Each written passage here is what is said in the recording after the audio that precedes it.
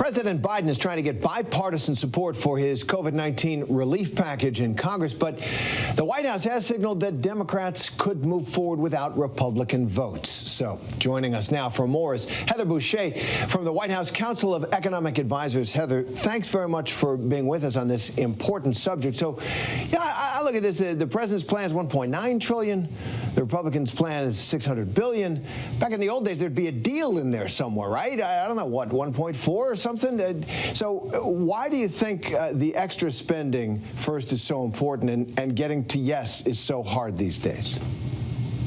Well, let me just start with why the extra spending is so important.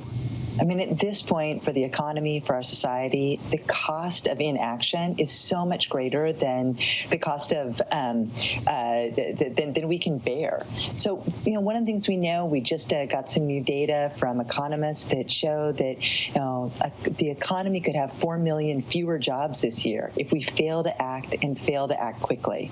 So this package, which has been built from the ground up, focused on the needs of communities around the country trying to fight COVID, families and businesses, and the state and local governments that are trying to serve those communities.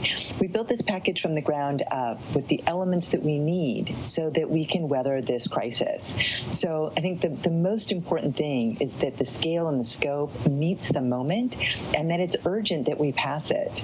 So this is really about the needs of the American people and the needs of our economy. And Heather, you know, President Biden has said that the relief has to pass, no ifs, ands, or buts. And I'm wondering, one, does that outweigh the importance of getting bipartisan support, which he's stressed? But also, you know, you keep emphasizing the need for speed in all of this, and we've heard that repeatedly. So wouldn't making a compromise get this done the fastest way? Well, those are great questions. I mean, first, if you do a package, but it doesn't meet the moment, if it is not at the sufficient scale and scope to address the problem, then we won't have actually addressed it. So I think it's really important that whatever passes is actually sufficient.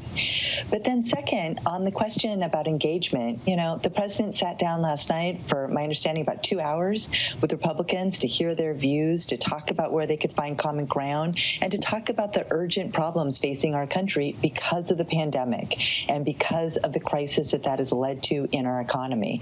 So I think there's a lot of willingness to, on the president's part, to listen to all sides.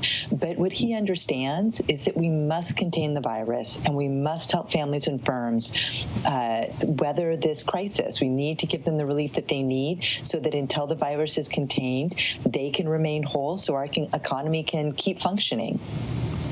And Heather, if I can ask about a couple of specific provisions. First, the $15 an hour national minimum wage. Looks like Republicans are ready to fight on that.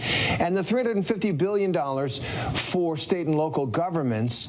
Their argument, if I can get you to answer it, is that those really aren't related to the pandemic, that those are, that the $15 minimum wage doesn't make sense across the country in a nationwide standard, and that the age of state and local governments is really something that they can take care of later. How do you answer those?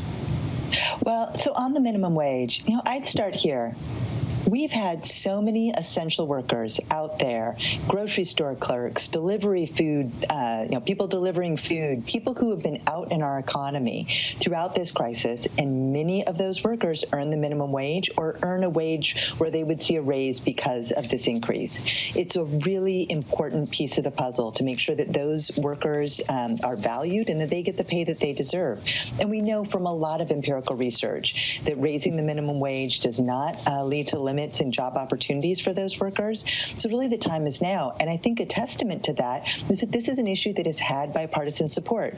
Just in the past election, Florida, a state that tends to be more Republican than not, voted by ballot initiative to raise their minimum wage. I think about 60% of people in that state voted for that.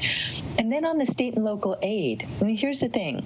A letter just came out from, I think, about 400 mayors across the country, a bipartisan group expressing expressing their support for the American Rescue Plan because they know that they are the folks on the front lines. They're the ones that have to get those vaccinations out. They're the ones who are coping with this, with the COVID crisis, and then with the crises that it's led to, the hunger, the homelessness, the challenges in communities. And of course, bearing the lead, reopening schools. It is state and local governments that have all of those extra expenses to help communities. And so they have said, hey, we need this money so that we can help our communities cope through this crisis.